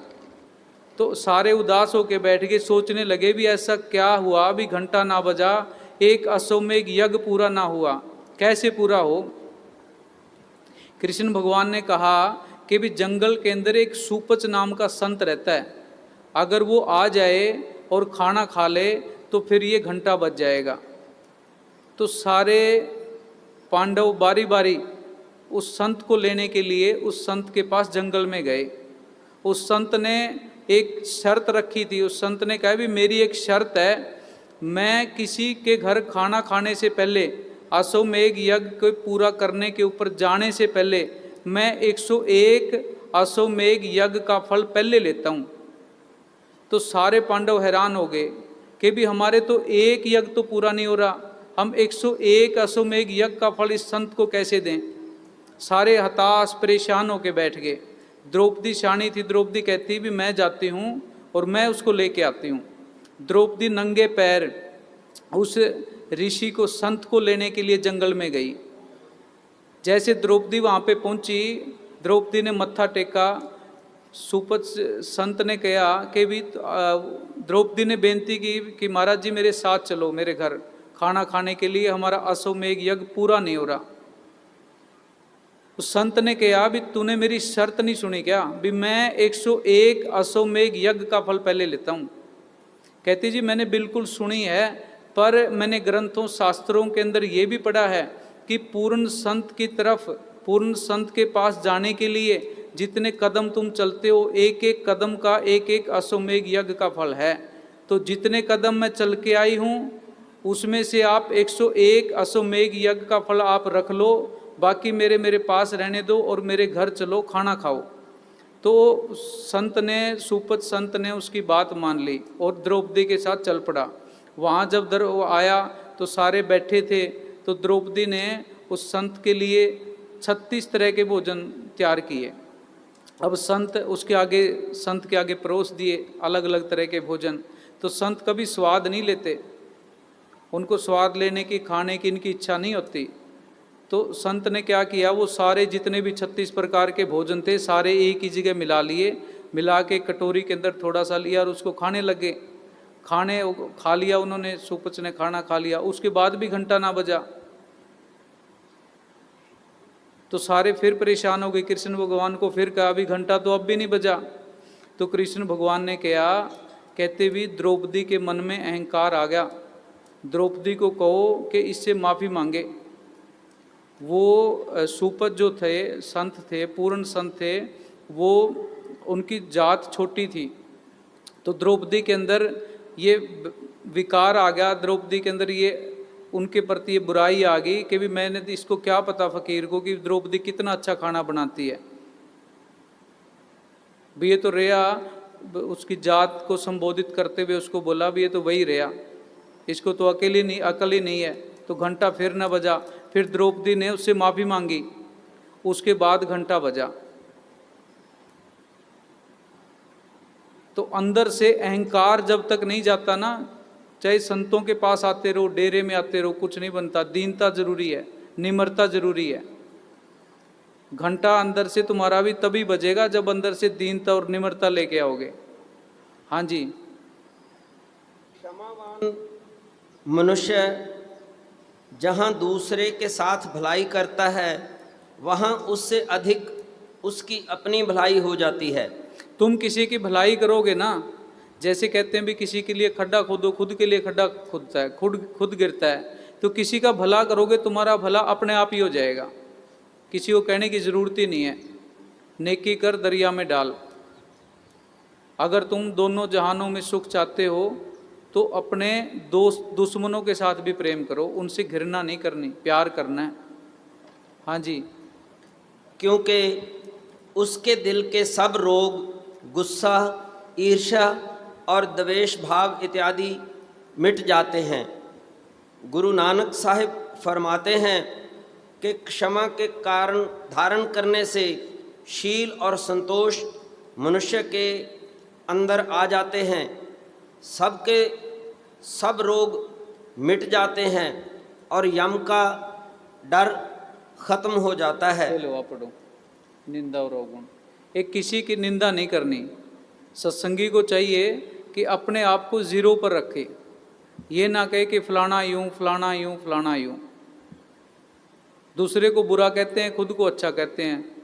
तू कौन सा अच्छा है भाई? अगर तू अच्छा है, मालिक के अंदर दर्शन हो जाते, मालिक मिल जाता। अंदर बुराइयां, अंदर कमियां हैं, तभी मालिक के दर्शन नहीं हुए ना। तो किसी की निंदा नहीं करनी।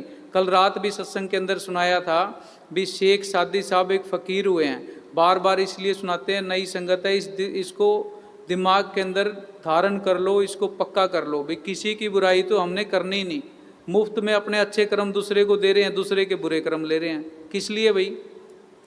शेख सादी साहब एक फ़कीर हुआ है, उसने कहा भी मैं कभी किसी की ना बुराई करूँगा ना मैं निंदा करूँगा। क्यों?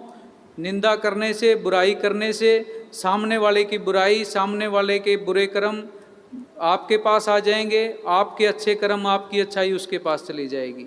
तो शेख सादी साहब कहते हैं भी मैं मेरे अच्छे कर्म और मेरी अच्छाई दूसरे को क्यों दूं फ्री में, और उसके बुरे कर्म, उसकी बुराई क्यों लूं? तो इसलिए मैं ज़िंदगी के अंदर कभी किसी की ना बुराई करूंगा ना निंदा करूंगा।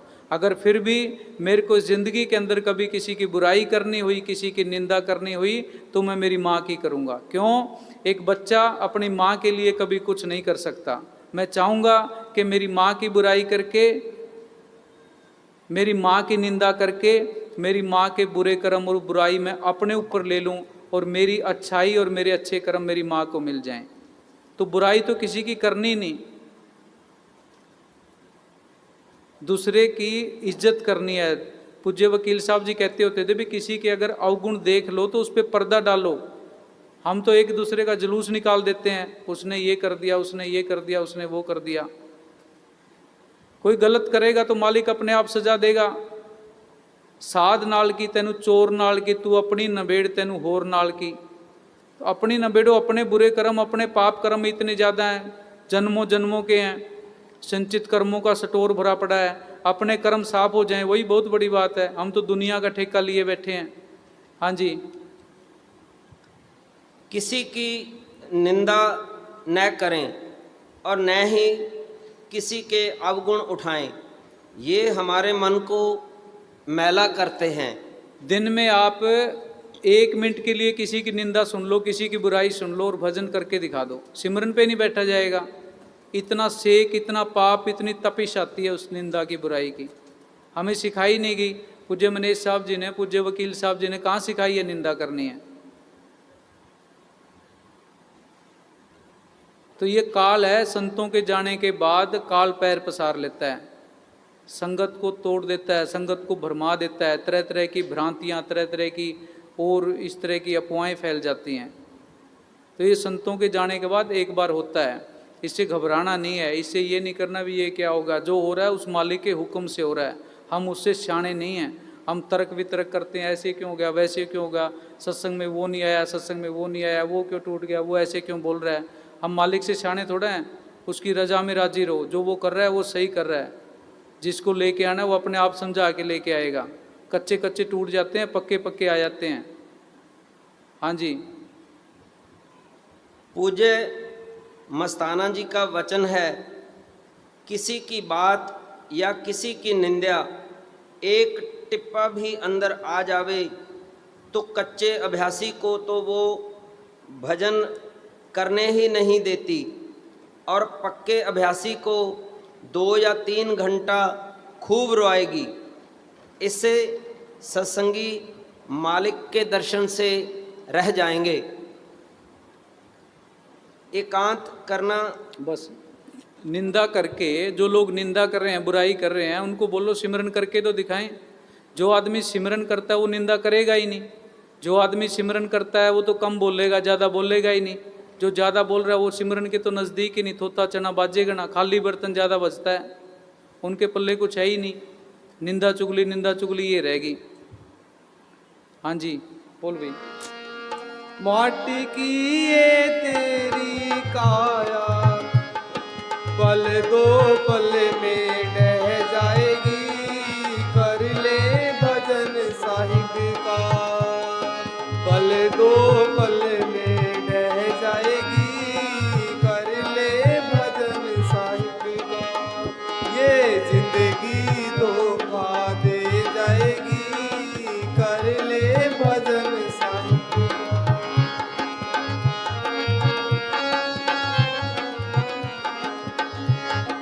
भजन करण का यही है मौका, भजन करण का यही है मौका।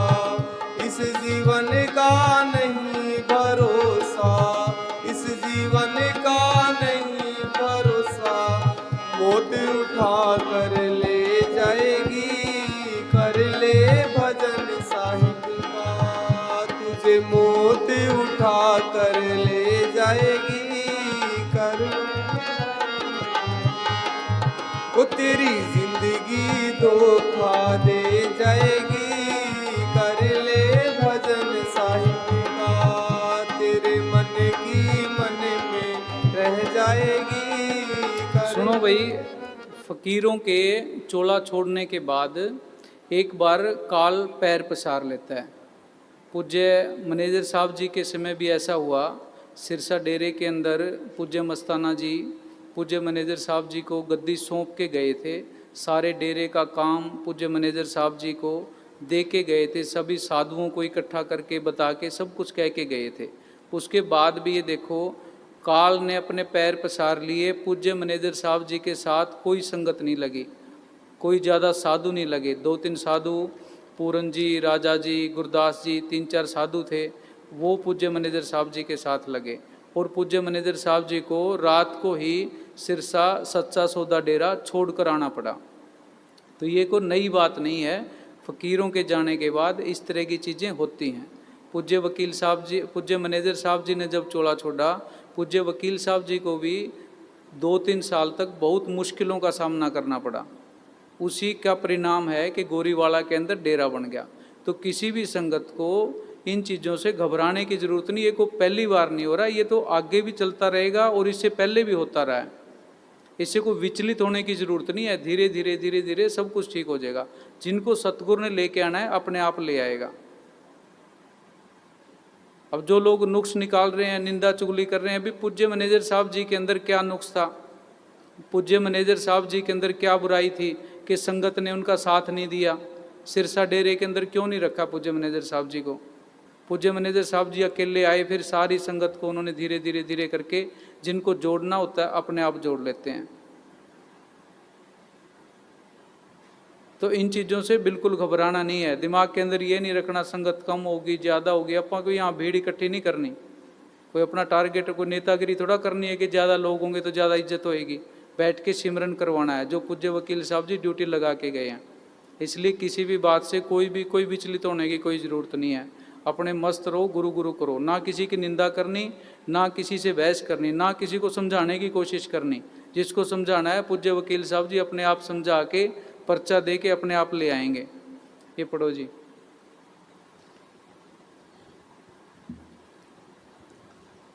पूज्य परम संत शाह मस्ताना जी जब 16 अप्रैल, ये ऊपर ये भी पढ़ो जी, वचन किताब का नाम पूरा जी।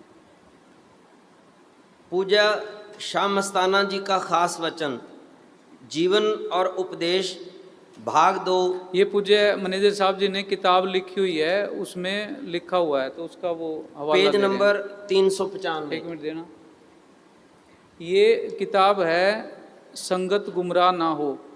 ये पूज्य वकील साहब जी ने भी, जब पूज्य मैनेजर साहब जी चोला छोड़ गए थे तो उस टाइम निकालनी पड़ी थी, क्योंकि संगत बहुत गुमराह हो गई थी। ये पूज्य वकील साहब जी की लिखी हुई किताब है। अब तो ये किताबें, क्योंकि बाद में सारा सिस्टम ठीक हो गया, तो ये किताबें अब है नहीं, किताबों को और छपवाएंगे। जब पूज्य मैनेजर साहब जी ने चोला छोड़ा था तो उस टाइम पूज्य वकील साहब जी को भी ये किताब ये इस तरह ये निकलवानी पड़ी थी, क्योंकि काल गुमराह कर देता है। दो आगू होते हैं और लालची लोग होते हैं, संगत को अफवाह भड़काना शुरू कर देते हैं। तो ये वो किताब है, वो पढ़ा रहे हैं।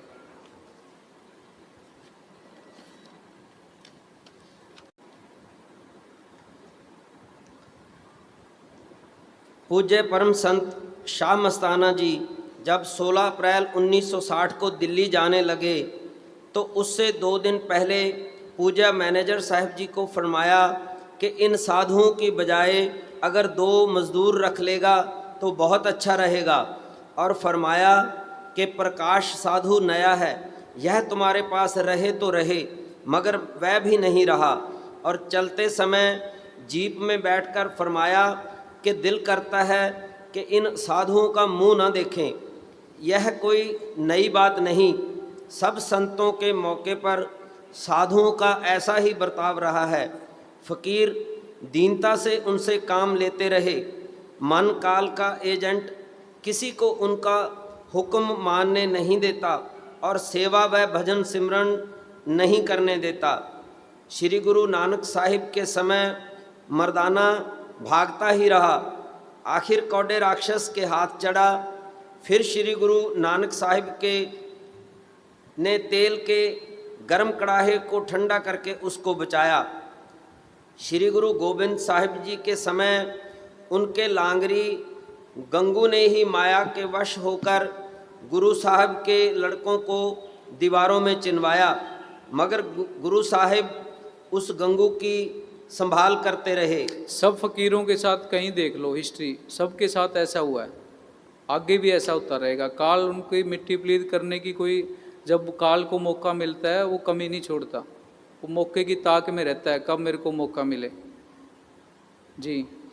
संतों के चोला छोड़ने के बाद उनके ख़ानदान के सदस्यों और साथ रहने वाले साधुओं ने ही माया के वश होकर उनके वचनों की हुक्म उदूली की। डोली हुई दुनिया का सहारा भाग 3 पेज नंबर 91 में पूज्य मैनेजर साहब जी ने फरमाया है कि सच्चे फ़कीरों की सही शिक्षा उनके सेवकों बल्कि आगुओं द्वारा ही खराब हुई। अक्सर फ़कीरों के साथ रहने वाले उनके आगुओं और उनके ख़ानदान के लोगों द्वारा ही सच्चे फ़कीरों को धक्के पड़े हैं और उनकी सही शिक्षा खराब हुई है। श्री गुरु नानक साहिब के साहिबजादे ही श्री गुरु अंगद साहिब का विरोध करते रहे और उन्होंने अपने अलग अलग पंथ चला लिए। गुरु अंगद साहिब के लड़के दासू ने तख्त पर बैठे हुए श्री गुरु अमरदास जी को लात मारकर गिरा दिया था कि वह क्यों उसके बाप की गद्दी पर विराजमान है। मौलाना रूम के लड़के अलाउद्दीन महमूद ने उनके मुर्शिद कामल हज़रत शम्स तबरेज़ को बड़ी बेरहमी से मारा। जब संत चोला छोड़ते हैं उस समय सबके दिल सच्चे होते हैं। उस समय अक्सर सब साधु और आगू सही बात करते हैं। कुछ दिनों बाद स्वार्थी लोग नए नए वचन घड़ने लगते हैं, नई नई स्कीमें शुरू हो जाती हैं। अंदर अब चढ़ाई स्कीमें देखो भाई, नई नई स्कीमें शुरू हो रही हैं कि नहीं हो रही हैं? ये कर लो, वो कर लो, ऐसे कर लो, वैसे कर लो, अभी यहाँ कर लो, वहाँ कर लो, बराबर में ऐसे कर दो, वैसे। वकील साहब मनीष साहब जी सिखा के तो क्या गए थे, और तुम करने क्या लग गए? किसी चीज़ के ऊपर गलत लग रही है, अपने घर पे बैठ के सिमरन करो। हाँ जी। अंदर चढ़ाई वाला और सच्चे विश्वास वाला तो कोई बिरला ही होता है। फिर सबको अपने पेट और ऐश का फिक्र पड़ जाता है और अपने अपने मतलब के लिए पार्टियां बना लेते हैं। कोई संगत को कहीं ले जाना शुरू कर देता है और कोई कहीं। पूज्य परम संत मैनेजर साहिब जी ने 2/12/1995 रात को सत्संग में स्पष्ट रूप से फरमाया कि देख लो। पूज्य मैनेजर साहब जी के टाइम भी मैं पूज्य वकील साहब जी की सेवा में रहता था, तो जो 2095 की ये बात है, जब संगत को डेरे के साधुओं को पता लग गया था अभी आगे पूज्य मैनेजर साहब जी के बाद पूज्य वकील साहब जी काम करेंगे, तो वहाँ पे पूज्य वकील साहब जी के खिलाफ कई तरह की साजिशें शुरू हो गई थी। तो फिर पूज्य मैनेजर साहब जी ने 2/12/95 को संगत के अंदर ये बातें बोली थी, जो पूज्य वकील साहब जी ने भी लिखी थी, संगत गुमराह ना हो, उस किताब के अंदर। हाँ जी। हर फकीर के मौके पर ऐसा हुआ है, साथ रहने वालों ने कदर नहीं की। एक दूसरे की मानेंगे, फकीरों की कोई नहीं मानता। याद रखो, दुनिया जिस साधु से तलक पड़ गया उसके पीछे लग जाती है, बस अब दोनों का बेड़ा गर्क। याद रखो, बाद में कई कई गद्दियाँ इसीलिए बनी हैं और नहीं। फ़कीर आते हैं चले जाते हैं, बाद में किसी को जो लायक समझते हैं उसको समझा देते हैं, बस बाद में फिर झगड़े। देख लो पीछे गुरु नानक साहिब के लड़के ही ना माने, गुरु अंगद साहिब के हुक्म में रहते, गुरु अंगद साहिब के लड़कों ने लातें मारी। बोलो भाई, देख लो, वो दीनता वाले होते हैं, नीचे गिरा दिया गुरु अमरदास को, फिर भी उन्होंने उनकी टांगें दबाई कि उसके हड्डी ना चुभी हो। बोलो भाई, देख लो भाई, उन्होंने संगत को कहा कि बैठो हम जाते हैं। गुरु अर्जन साहिब के मौके पर पृथ्वी चंद मुखालफत ही करता रहा, गुरु तेग बहादुर को मत्था भी टेकने नहीं जाने दिया। याद रखो, ऐसे होता है, यहाँ भी होगा ऐसे ही। देख लो, अभी हैं, हो रहे हैं कई। याद रखो, किसी का कहा ना मानो, सिमरन करो अपना। यह है, यहाँ गद्दी बनती है, यहाँ एक ही लायक है वकील, उसको देखो भाई कैसा सत्संग करता है जिनके गए हैं। याद रखो, किसी के पीछे ना लगना। कई फिरते हैं ऐसे इधर उधर बकते, कोई कुछ बकता है, कोई कुछ बकता है, एक दूसरे की निंदा चुगली रह गई। और क्या, रो रो कर गए हैं फ़कीर, मन करने नहीं देता, मन और माया घेरते हैं। किसी की ना मानना, जिसको हुक्म होता है वह चीज़ है। बस जिसको हुक्म होता है मालिक का, जिसको फ़कीर बना के जाते हैं, अपनी मेहनत कोई काम नहीं करती, सब कुछ उसकी मेहर पे के ऊपर है। दाते दात रखी हथ अपने, जिस पावे तिस देई, उसकी दात के ऊपर है, उसकी नज़र के ऊपर है। तो इसलिए किसी की निंदा नहीं करनी, ना किसी को अच्छा बुरा कहना है। जो लोग इधर उधर बातें कर रहे हैं, उन लोगों ने संगत के ऊपर ऐसा जाल बिछा रखा है कि भी डेरे नहीं जाना। डेरे क्यों नहीं जाना? अगर डेरे जाएंगे तो उनको सच्चाई का संगत को पता लगेगा, सच्चाई का पता लगेगा तो उन लोगों की दुकानदारी बंद हो जाएगी। अगर किसी बात का संगत को कोई बात पूछनी है, किसी बात के ऊपर ऑब्जेक्शन है तो सामने आके बात करें, वो लोग भी बात करें भी हमें इन इन बातों के ऊपर डाउट है, इनको दूर करो। तो उनको पता है भी हमारे पास डेरे के पास सारी चीज़ों के सब आंसर हैं, महाराज जी की सारी रिपोर्टें हैं, कोई रिपोर्ट ऐसी नहीं है जो डेरे के अंदर नहीं है। लेकिन उन रिपोर्टों को वीडियो भी सारी हैं, उन वीडियो को रिपोर्टों को सोशल मीडिया पे नहीं डाल सकते क्योंकि वो महाराज जी की प्राइवेसी है। किसी ने भी बात करनी है, किसी को कोई भी डाउट है, किसी के 2 क्वेश्चन है, 4 क्वेश्चन है, सामने आके बात क्यों नहीं करते? इसका मतलब तो चोर वो हैं। हम तो बात करने के लिए तैयार हैं भाई, कोई भी किसी भी बारे में महाराज जी के इलाज के प्रति बात करनी है, किसी और किसी बात के बारे में बात करनी है तो सामने आके बात करो। सामने आके बात ही नहीं कर रहे, बारी बार शोर मचा रहे हैं, बारी बार शोर मचा रहे हैं। संगत का कोई भी आदमी 2 डॉक्टरों को लेके आए, 4 को लेके आए, वकीलों को लेके आए और किसी ऑफिसरों को लेके आए, पढ़े लिखे बुद्धिजीवियों को लेके आए, आके आमने सामने बात करें, रिपोर्टों के बारे में बात करें। संगत के अंदर गुमराह कर दिया, अफवाह फैला दी कि महाराज जी तो 21 तारीख को ही चोला छोड़ गए थे। कोई सबूत है? उनको आज तक जितने आरोप लगाए हैं एक भी बात का उन्होंने सबूत दिया है? एक भी बात का सबूत दिया तो बताओ। किसी आदमी के ऊपर, किसी डेरे पे, संस्था पे आप लोग कोई आरोप लगा रहे हो तो उसका कोई सबूत तो दोगे ना। 2 महीने तो हो गए, और कब दोगे भाई? कोई एक सबूत तो लेके आए भाई, ये देखो जी ये सबूत, एक सबूत है। एक भी बात का कोई सबूत नहीं दिया।